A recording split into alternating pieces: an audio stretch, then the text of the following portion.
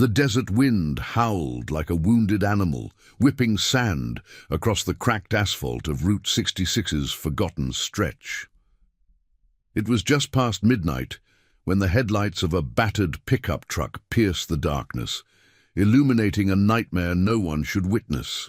A young girl, no older than 10, stood trembling on the roadside, her nightgown torn and dirt-streaked, clutching a stuffed bear as if it were her only anchor. Tears carved clean paths through the grime on her cheeks, and her sobs cut sharper than the chill night air. Behind her, the truck's taillights flickered erratically. Its driver, a hulking figure with a sneer that spoke of too many unchecked tempers, yanked open the door, bellowing threats that echoed into the void. "Get back in here, you little brat! You think running fixes anything?" The girl's fear was palpable, a raw wound exposed under the moon's indifferent gaze, her small frame shrinking as he advanced. From the horizon, a low rumble grew, not thunder, but the thunder of engines, Harleys breathing fire and freedom. A lone biker crested the rise, his silhouette cutting a jagged line against the starry sky. He was Ethan Hale, a man forged in the fires of forgotten wars and personal ghosts, his leather vest scarred from battles no one else remembered. At 45, Ethan's face was a map of lines etched by loss. A brother gone too soon in a desert overseas, a marriage shattered by the weight of unspoken promises. He rode with the Iron Vow crew, a brotherhood bound not by blood, but by oaths sworn over flickering campfires, promises to stand for the broken when the world turned its back. Ethan feared the skies, heights that stole his control, but on the ground he was unyielding. Spotting the scene, he gunned the throttle, his bike roaring like a guardian beast as he skidded to a halt between the girl and her tormentor.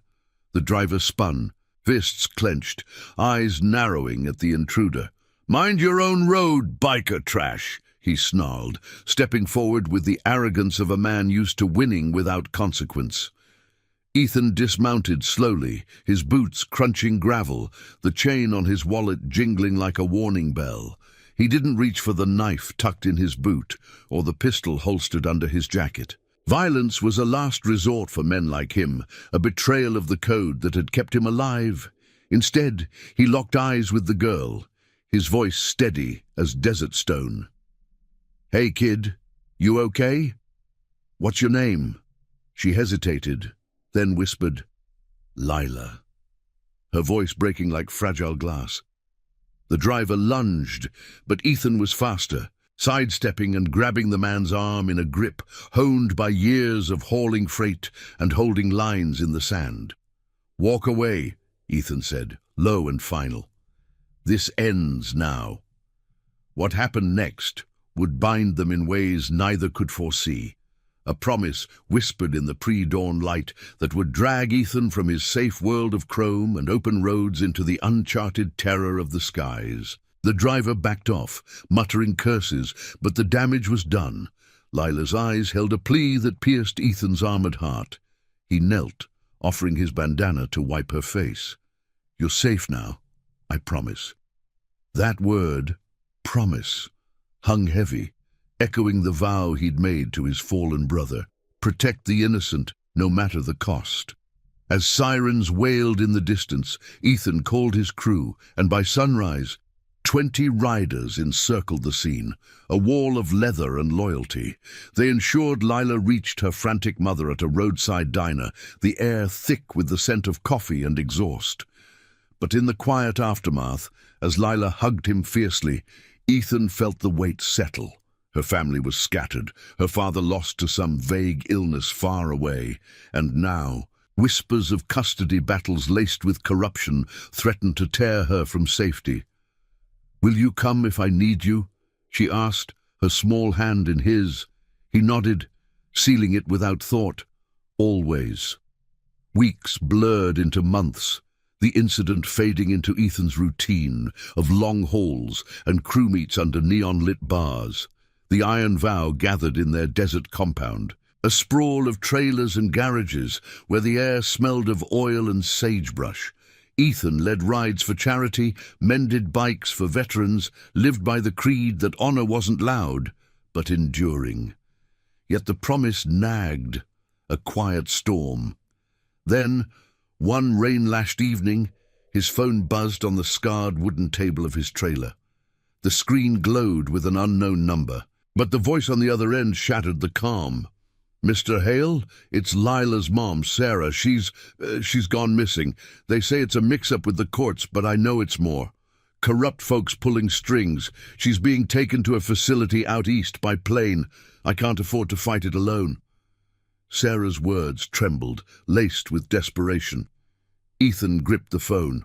Thunder rumbling outside like an omen. East meant airports, meant surrendering to the metal cage of a fuselage. The one fear that had kept him grounded since a chopper crash in his army days left him with nightmares of falling forever.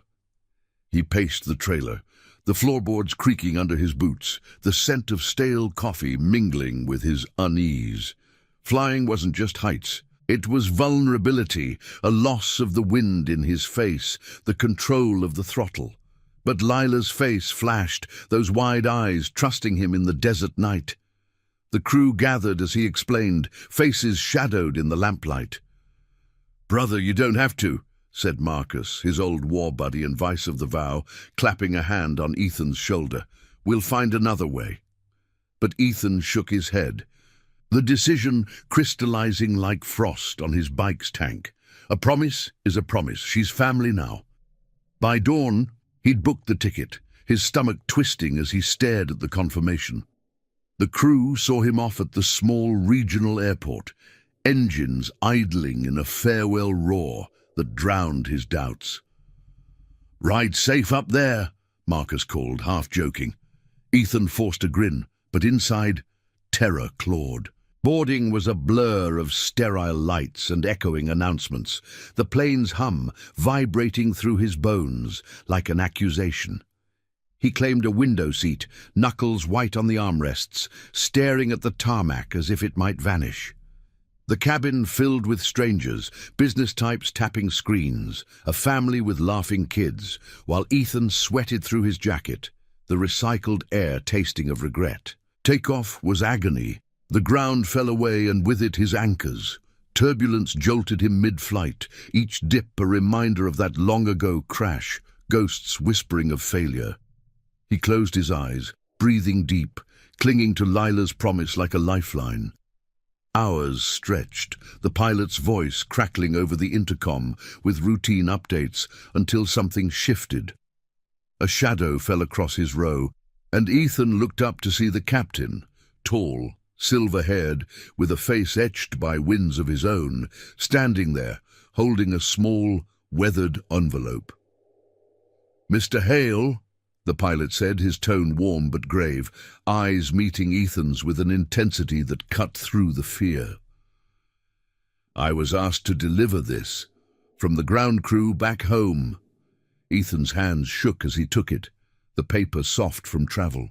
Inside was a photo, Lila, safe for now but pleading in her expression, and a note from Sarah, but it was the pilot's next words that undid him. "I knew your brother back in the service. He saved my wingman once, pulled him from a wreck under fire, said if I ever crossed paths with you, to tell you, the skies aren't for fearing, they're for keeping promises."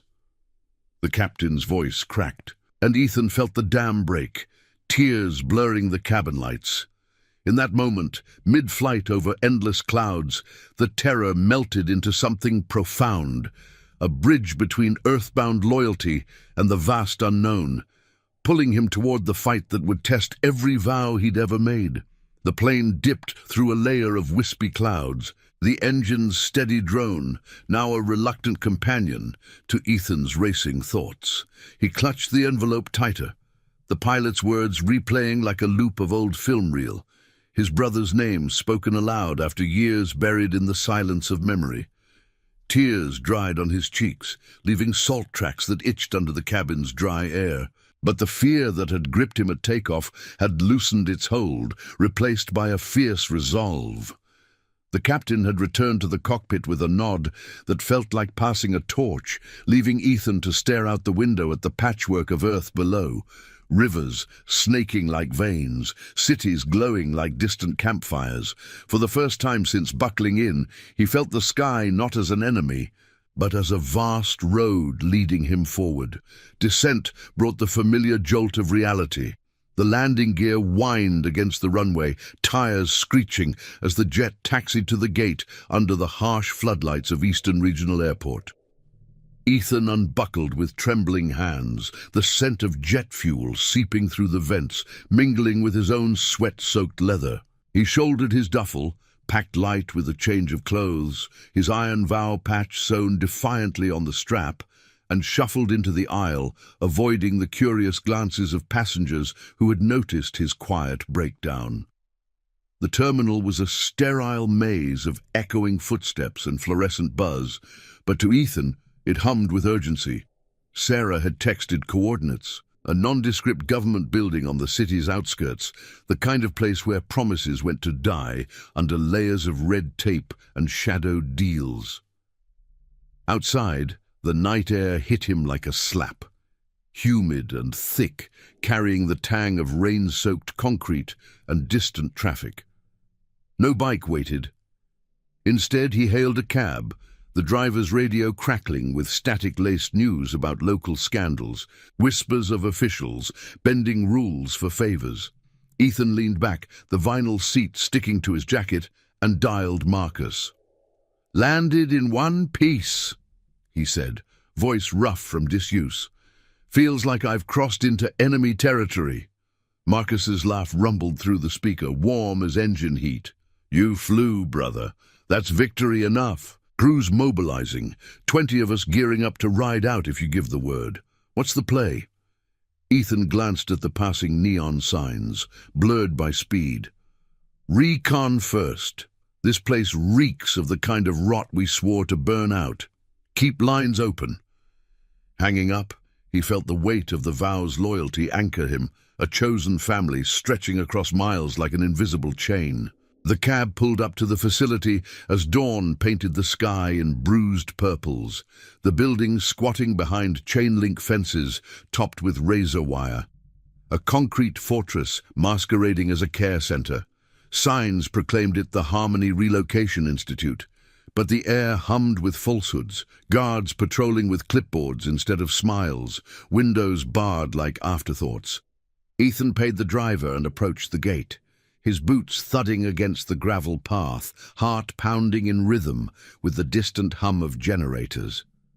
A buzzer sounded, and a voice crackled over the intercom. "State your business." He squared his shoulders, the envelope from the plane tucked in his pocket like a talisman. "Ethan Hale, here for Lila Thompson. I'm family." The gate creaked open after a tense pause, admitting him into a lobby that smelled of bleach and bureaucracy, faded posters urging compliance, a receptionist with eyes like chipped flint. "Visiting hours are limited," she said, tapping keys with false efficiency. "And the girl. She's in processing. Court order." Ethan's jaw tightened. Sarah had warned of this, falsified papers from a judge in someone's pocket, shuffling Lila toward an Eastern program that reeked of exploitation, kids lost in the system for profit. Processing for what? She's 10. Her mother's waiting. The woman averted her gaze, murmuring about protocols, but Ethan leaned in, his voice low thunder. "I've come a long way. Let me see her." Footsteps echoed from a hallway and a man emerged, tall, suited, with a badge that screamed authority. Victor Lang, facility director, his smile as slick as oil on water. "Mr. Hale, I presume? We've heard about your involvement. Noble, but this is a legal matter. The child's welfare is our priority." Ethan's eyes narrowed, scanning the man's polished shoes. The faint bulge of a wallet stuffed with influence. Welfare? Or a payout? I know the stories. Kids vanishing into programs while suits like you cash checks. Lang's facade cracked, a flicker of annoyance. "Watch your tone. Security." But Ethan didn't back down, the promise to Lila burning like afterburners. He pulled out his phone, hitting record. "Call her out, now, or I make this public. The vow doesn't ride quiet when honor's on the line." Tension coiled in the air, thick as the humidity pressing against the glass doors. Lang hesitated, then nodded to the receptionist who disappeared down the corridor. Minutes stretched, the clock's tick mocking Ethan's impatience, until a door swung open. Lila appeared, flanked by a nurse, her small face pale but lighting up at the sight of him. "Ethan!" She broke free, rushing into his arms, the stuffed bear from that desert night clutched tight. He knelt, inhaling the faint scent of hospital soap on her hair, relief flooding him like cool rain. "Hey, kid, told you I'd come." But her whisper chilled him. "They said I have to go away, to a place with no mummy." Lang cleared his throat. "Temporary relocation. Family services deemed it best." Ethan stood, Lila's hand in his, facing the director with eyes hardened by battles won on merit, not money. "Deemed by who? Corrupt clerks twisting arms? I flew here, faced my worst fear for her. You think that'll stop at words?" The nurse shifted uncomfortably, and in her eyes, Ethan saw an ally, a woman named Grace, badge reading her quiet dissent. "It's not right," she murmured when Lang stepped away to take a call. "Papers came through funny.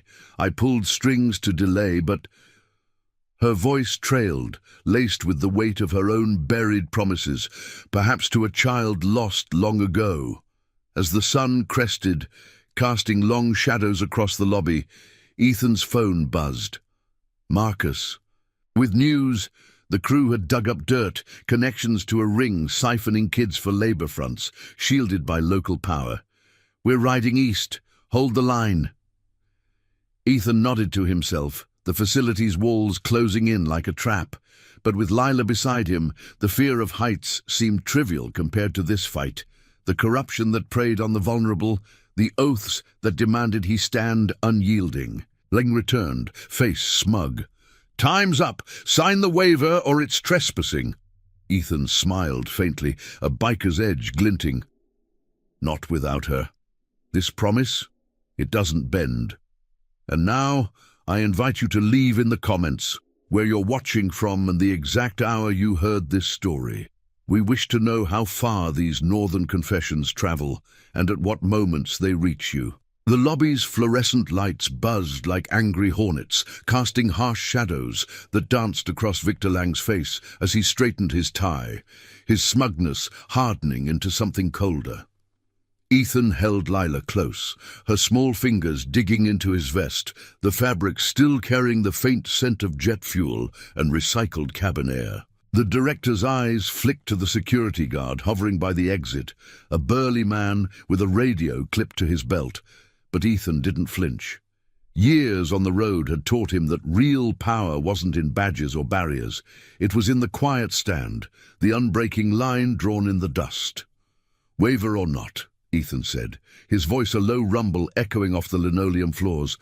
"I'm walking out with her. Call your lawyers, your cops, whatever game this is, it ends today." Lang's laugh was sharp, devoid of humor, slicing through the tension like a knife through cheap fabric. "Bold words for a drifter in biker rags. You think a sob story from the desert gives you rights? The courts have spoken. Relocation for stability. Her mother's unstable, unfit. We have documents."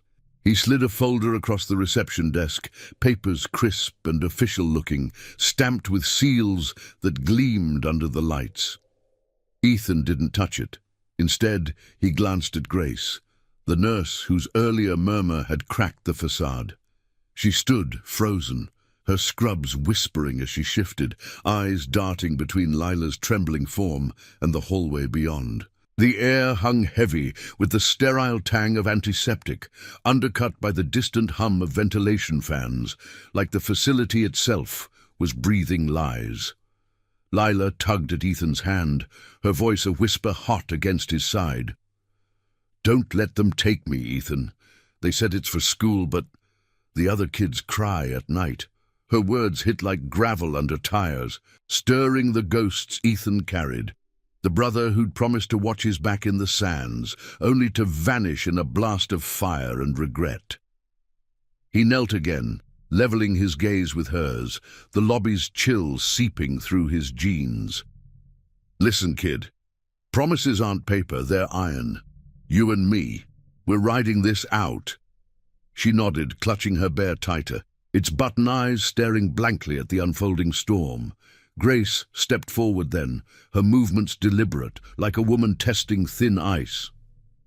"Director Lang, perhaps we can review the file. There's a discrepancy in the custody transfer, signatures that don't match." Her tone was professional, but her eyes held a spark of defiance, the kind forged in late-night shifts and unspoken regrets. Lang whirled on her, face flushing. "Mind your place, Nurse Riley. This isn't your concern." But the seed was planted. Ethan saw the flicker of doubt in the receptionist's averted gaze, the guard's hand hovering near his radio without committing. He pulled out his phone again, the screen's glow illuminating the envelope from the plane, now creased from his grip. "Discrepancy. That's polite for forgery. I've got friends digging, real ones, not desk jockeys. By noon this hits the wires. Biker saves girl from corrupt kid mill." The threat landed like a throttle twist, Lang's composure cracking further. He snatched the folder back, barking into his phone for legal backup, his voice echoing down the empty corridor. Ethan used the moment, nodding to Grace. "How long can you stall?" She leaned in, breath quick. "An hour, maybe. There's a back exit by the east wing, leads to the service road, but security cameras." Ethan followed her gaze to the blinking red lights overhead, their unblinking eyes capturing every shadow. "We'll manage, get her things, whatever she's got left." Grace vanished into the hallway, her footsteps fading like echoes in a canyon, leaving Ethan and Lila in the charged silence. Outside, the dawn light filtered through grimy windows, painting the world in gold-streaked hues. But inside, the walls pressed closer, the air thickening with the promise of confrontation. Minutes bled into a standoff, the guard inching forward until Ethan met his stare, shoulders squared like a wall of chrome. "Easy, pal. No one's looking for trouble, just justice." The man hesitated, badge glinting, perhaps seeing his own regrets in Ethan's unyielding stance. Then chaos erupted. Alarms blared from a distant wing, sharp and insistent, red lights pulsing like a heartbeat gone wrong. Grace reappeared, breathless, a small backpack slung over her shoulder. Lila's, stuffed with a few clothes and a crumpled drawing of a motorcycle under starry skies. "Fire drill, false alarm, but it'll draw them off." "Go now!" Lang shouted from his office door, but Ethan was already moving, scooping Lila into his arms, her weight light as hope against his chest. They burst through the east door into the muggy morning, the service road crunching underfoot, lined with overflowing dumpsters that reeked of rot and neglect. Ethan's heart hammered, not from the sprint, but from the surge of adrenaline, the same rush that fueled midnight rides across endless blacktop. He set Lila down beside a rusted chain-link gap, prying it wider with calloused hands, the metal biting into his palms. "Through here, quick!" She slipped under, emerging on the other side with wide eyes, the facility's alarms fading behind the rush of traffic from the nearby highway. Grace followed, her face pale but set. "I couldn't let it happen. Lost a nephew to this system years back. Promises I couldn't keep. You're giving me a second chance." Ethan clasped her shoulder, the gesture brief but binding, like oaths swapped over beers in the compound. "Family's what we make. Thanks, Grace." They piled into a waiting service van she'd borrowed, the engine coughing to life with a belch of exhaust that smelled of freedom. As they peeled onto the highway, the city skyline loomed, towers of glass and steel piercing the haze, indifferent to the battles below. Lila leaned against him in the passenger seat, the backpack in her lap, her breathing steadying into the rhythm of escape. Ethan's phone vibrated. Marcus, voice crackling over the line. "Brother, we're an hour out. Full crew, engines hot. Dirt on Lang, tied to a network, siphoning kids for off-books labor. Feds are sniffing but slow. What's your 20? "Clear for now," Ethan replied, glancing in the rear view at Grace's determined profile. "Heading to Sarah's. But this rabbit hole goes deep. Promises like these demand we dig."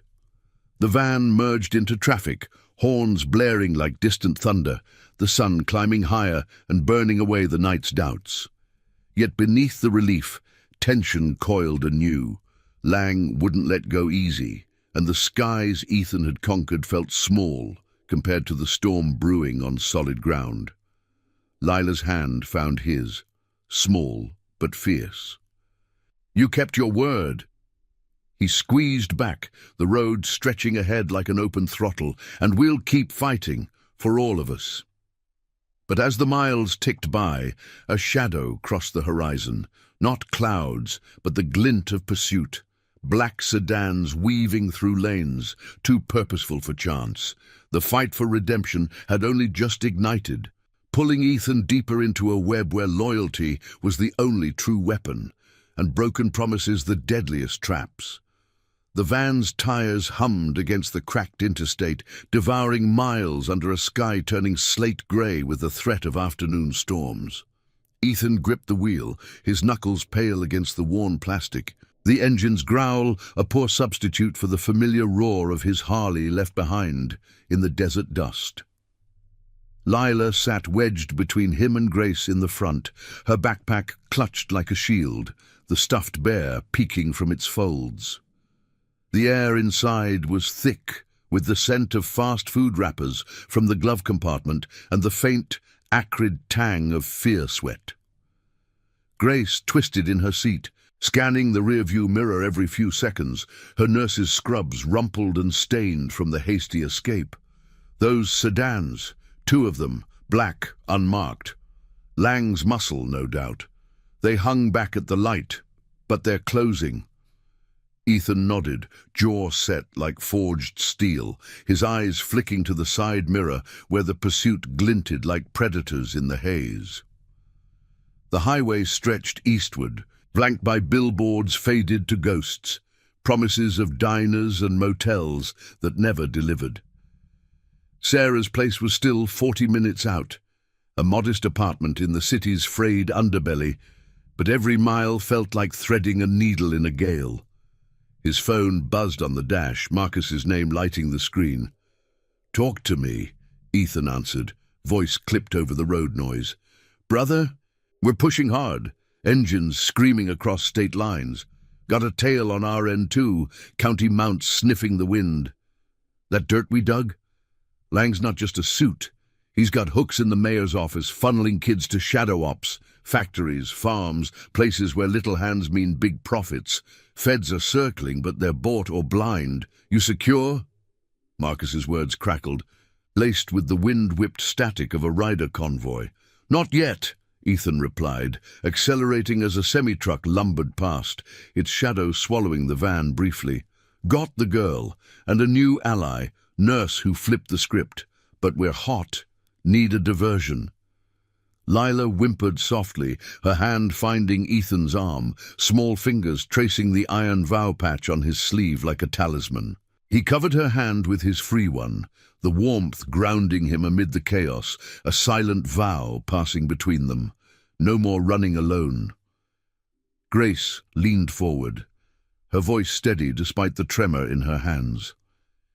"Take the next exit. Old service road loops back through the industrial yards. I know it from supply runs. Cameras are spotty, and there's a rail yard we can lose them in." Ethan veered sharply, the van fishtailing onto the off-ramp, gravel spitting like gunfire under the tires. The sedans followed, engines snarling as they bridged the gap, their tinted windows reflecting the gathering clouds like voids. Heart pounding, Ethan pictured the facility shrinking in the distance, the lobby's cold lights, Lang's oily smirk, now just the first layer of a rot that spread like oil in water, preying on the lost for the sake of ledgers. The service road twisted into a labyrinth of rusted warehouses and chain-link lots, the air shifting to the metallic bite of industry, diesel fumes, creaking cranes, the distant clang of freight cars coupling like thunderclaps. Ethan killed the headlights, navigating by the dim glow of sodium lamps that painted everything in jaundiced hues. "Hold on," he muttered, swerving into the rail yard's shadow, the van jolting over uneven tracks embedded in the dirt. Lila buried her face in his side, muffling a gasp as they bumped to a halt behind a hulking boxcar, its graffiti-scarred side a makeshift barricade. Grace unbuckled, peering out. "Oh, they're splitting. One circling wide, the other straight-lining. We foot it from here?" Ethan cut the engine, the sudden silence amplifying the distant wail of sirens bleeding in from the highway. "Not on foot with her. Phone's got signal. Call Sarah. Get her prepped.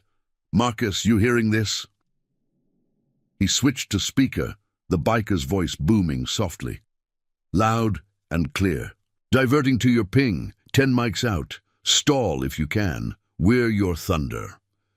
Ethan pocketed the phone, turning to Lila with a gentleness that belied the storm in his eyes. "Brave as ever, kid. Remember that night by the road? This is just another stretch. Close your eyes if it helps. Think of the stars we'll see when we're clear." She nodded, but her gaze held a maturity beyond her years, scarred by too many nights of uncertainty. Grace rummaged in the glove box, pulling out a spare key fob, hers, for a beater car parked nearby from an old shift. "My ride's 2 blocks over, hidden in the scrap lot. It'll blend better than this van. But if they spot us—" Her words trailed, heavy with the weight of her choice, trading her steady job, her quiet life, for this leap into the unknown. Ethan saw it. The flicker of her own buried promise, perhaps to that nephew she'd mentioned, a boy swallowed by the system's maw years ago. "You didn't have to come," he said quietly, as they slipped from the van, Lila sandwiched between them. "I did," Grace replied, her breath fogging in the cooling air. They darted from shadow to shadow. The yard's ground crunching with broken glass and cinders, the scent of creosote rising like a bitter fog. A train whistle pierced the dusk, low and mournful, masking their footsteps as they reached the chain-link fence bordering the scrap lot. Ethan boosted Lila over first, her sneakers scraping metal, then Grace, before hauling himself across, the wire snagging his jacket like claws. The sedan's headlights swept close, tires crunching gravel just beyond the rails, but the boxcar's bulk held, buying precious seconds. They piled into Grace's old sedan, a faded blue relic that started with a reluctant cough, exhaust puffing like a sigh. Ethan floored it, weaving through the maze of twisted metal hulks, the engine whining in protest. In the mirror, the pursuers faltered, one sedan bogged in a rut, the other peeling back toward the highway, perhaps radioing for reinforcements or maybe buying time for Lang's deeper web to tighten. Lila's breathing steadied, her head on Ethan's shoulder as the industrial sprawl gave way to suburban fringes, streetlights flickering to life like hesitant stars. "We're okay," he murmured, though doubt gnawed at him. This escape was a spark, not the fire. Sarah's apartment loomed ahead, a beacon in the gathering twilight, but the real battle waited there, confronting the corruption that had torn Lila's world apart, demanding not just rescue, but reckoning. As they turned onto her street, rain began to patter against the windshield, blurring the neon sign of a corner store into watery halos. Marcus's voice crackled through the phone again. "Eyes on you. Pulling up now. Cruise here, brother. Time to make some noise." Ethan exhaled, the van's escape fading into the rear view, replaced by the solid thunder of approaching bikes. But in Lila's trusting gaze, he saw the cost of every vow, the shadows that followed, the loyalties tested in the fire of truth. The storm broke fully then, sheets of rain lashing the car like judgment, washing clean the road ahead, or so he hoped. If this chapter's tension has you on the edge, smash that like button. It fuels more stories of grit and unbreakable bonds. Rain hammered the windshield like 1,000 tiny fists, turning the world outside into a smeared watercolor of sodium-lit streets and huddled shadows. Ethan eased the sedan to a curb outside Sarah's apartment building, a sagging 3-story walk-up with peeling paint and fire escapes that creaked like old bones in the wind. The engine ticked down to silence, steam rising from the hood in lazy curls that mingled with the downpour.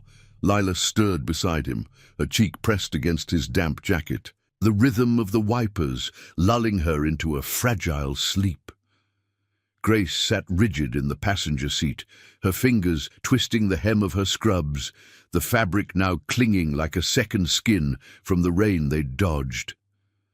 "This is it," she whispered, voice barely cutting through the storm's roar. "Sarah's on the second floor, blue door, end of the hall."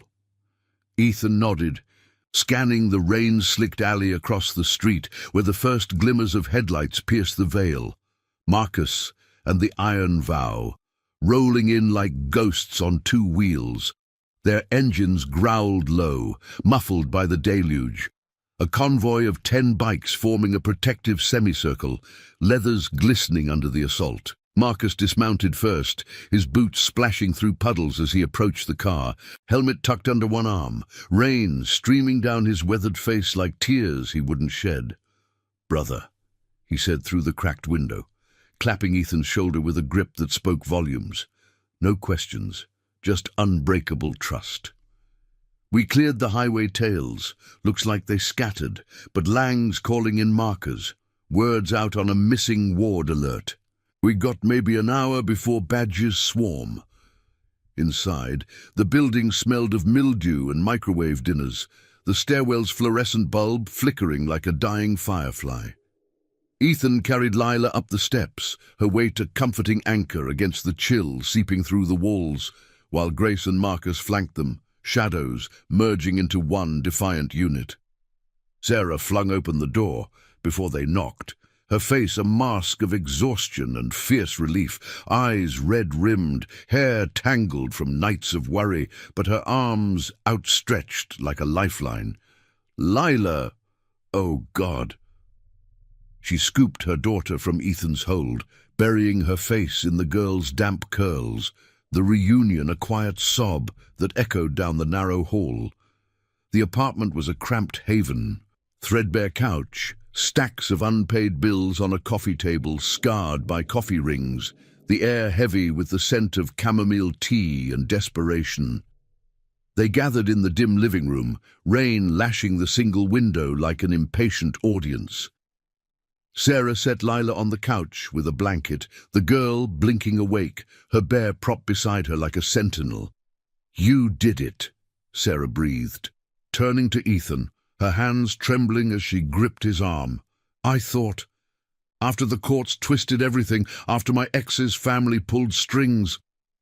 Her voice cracked, the story spilling out in fragments. A custody war ignited by old grudges, falsified reports painting her as unfit, all funneled through Lang's web to relocate Lila to a system that chewed up kids for profit. Grace nodded grimly, adding details from the facility's underbelly. Whispers of other children vanished into programs that masked labor mills and worse, shielded by officials who'd traded honor for envelopes of cash. Marcus paced the threadbare carpet, his boots leaving wet prints, phone in hand as he coordinated with the crew outside. "We've got eyes on the net. Anonymous tips to the clean feds. Photos of those dodgy papers Grace snagged, but it's a house of cards. One push and it topples. Ethan, you lead the call." All eyes turned to him, the room's single lamp casting long shadows that danced with the storm's fury outside. Ethan stood by the window, the glass cool against his palm, watching the bikes idle like faithful hounds. The flight's terror felt distant now, eclipsed by this groundswell of purpose, the promise to Lila expanding into a vow for all the forgotten, the chosen family weaving a net against the corruption's tide. "We don't run," he said finally, voice steady as desert stone. "We expose it. Sarah, you and Lila stay put. Grace, you're with us. Your word carries weight inside that machine." The plan coalesced like thunder gathering force. Marcus's riders would form a perimeter, drawing any heat with their presence. Lawful but unignorable, a wall of leather and loyalty that no crooked cop could breach without scrutiny. Ethan would front the confrontation, armed not with weapons but with recorded evidence. The envelope from the plane now joined by Grace's pilfered files, timestamps mismatched, signatures forged in haste. As they moved to the door, Lila reached for Ethan's hand, her small palm warm and trusting. "You'll come back?" she asked, eyes wide in the lamplight. He knelt, the floorboards groaning under him, and pressed his forehead to hers, the scent of rain and shampoo grounding the moment. "Like I promised, this family's not breaking." Outside, the storm broke with renewed vengeance. Lightning cracking the sky like a whip, illuminating the crew in stark relief, faces set, engines purring with restrained power. They mounted up, a phalanx rolling toward the city's underbelly, the mayor's annex, where Lang's strings pulled tightest. Ethan rode pillion behind Marcus, the wind tearing at his jacket, rain stinging like needles. But the fear of heights was a faded scar compared to this fire. The road twisted through flooded streets, past shuttered shops and glowing precincts, the air electric with impending clash. Grace followed in her sedan, headlights cutting the gloom, her resolve a quiet engine driving them forward. They arrived at the annex under a sky roiling like Ethan's thoughts. A squat brick building with floodlights that pierced the downpour, guards at the entrance eyeing the bikers with wary suspicion. Marcus killed the engines, the sudden hush amplifying the rain's relentless drum. Ethan dismounted, boots splashing into a puddle that reflected the lightning's flash, and strode forward, the crew fanning out behind him like wings of iron. "We're here for Director Lang," he announced to the lead guard, voice carrying over the gale. "Tell him the desert rider's calling in his debts. Promises don't fly away." The guard radioed inside, tension coiling as minutes stretched, the storm mirroring the turmoil within. Lang emerged then, flanked by suits and uniforms, his face a thundercloud of indignation under the portico's shelter. "Hail! You think this circus scares me? Trespassing, kidnapping, that girl's under protection." But Ethan stepped closer, water streaming from his brow, holding up his phone with the recordings playing, Lila's whispers, Grace's testimony, the facility's alarms fading into evidence of deceit. Protection or profit? We've got the threads, your network, the mayor's cut. Feds are listening now, one word from us and it unravels. Lang's eyes darted, the rain masking any sweat on his brow, but the bluff cracked under the crew's unyielding stares. Veterans, riders, a nurse who'd chosen truth over tenure. Grace stepped up, folder in hand, her voice cutting clear. "I worked there, saw the lies. This ends tonight." A murmur rippled through the guards, one shifting uncomfortably, perhaps recognizing the rot in his own ranks. Lightning forked overhead, thunder rumbling like applause, as Lang's phone buzzed, urgent, no doubt the feds closing in on the tips. He backed away, bluster deflating. "This isn't over." But it was. In that moment, the promise fulfilled not by fists, but by the light of exposure.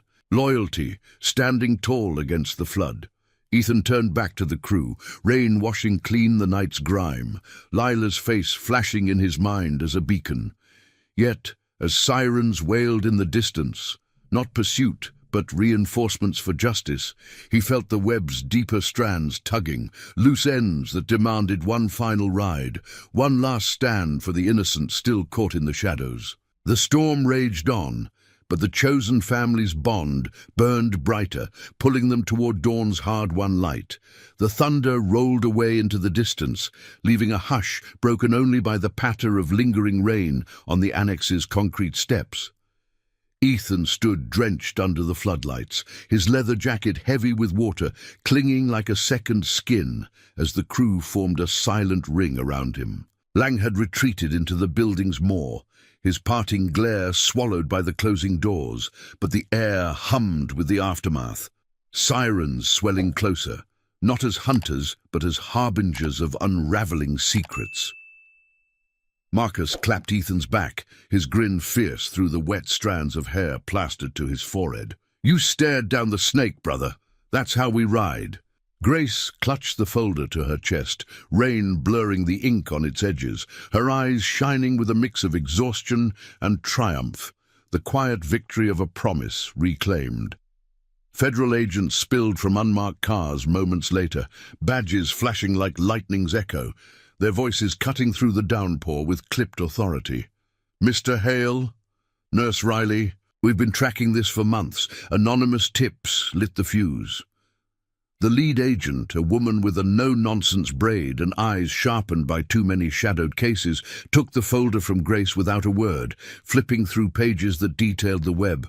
Falsified custody orders, siphoned funds routing to offshore accounts, children funneled into hidden operations masked as rehabilitation.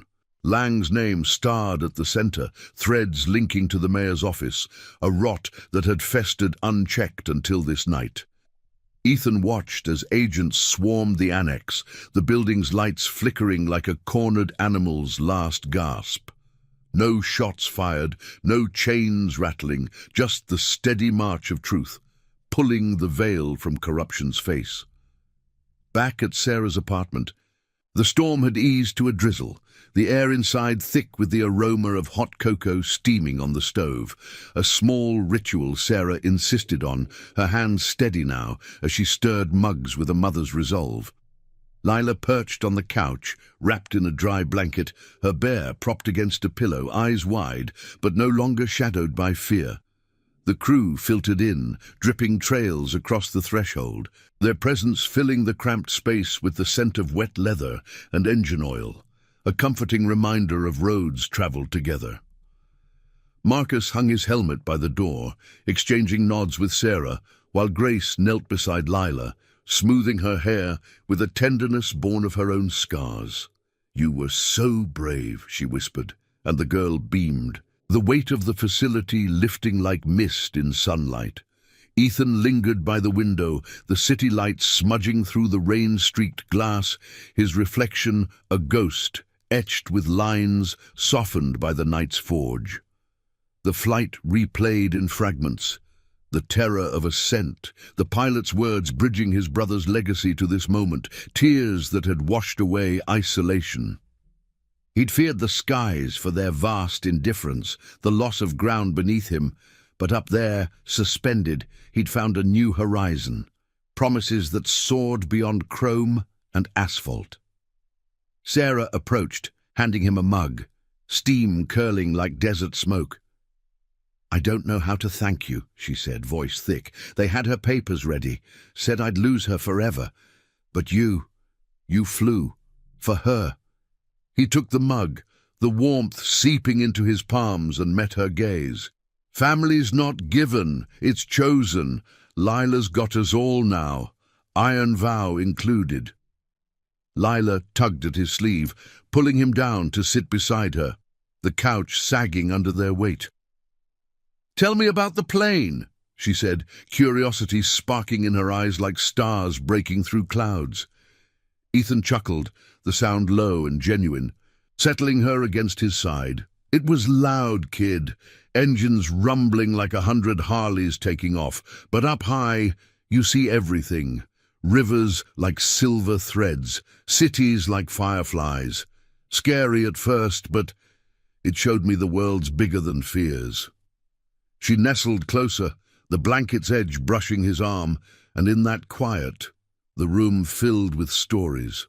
Marcus recounting desert rides, Grace sharing tales of mended lives in the ER, Sarah weaving in fragments of Lila's laughter before the storm.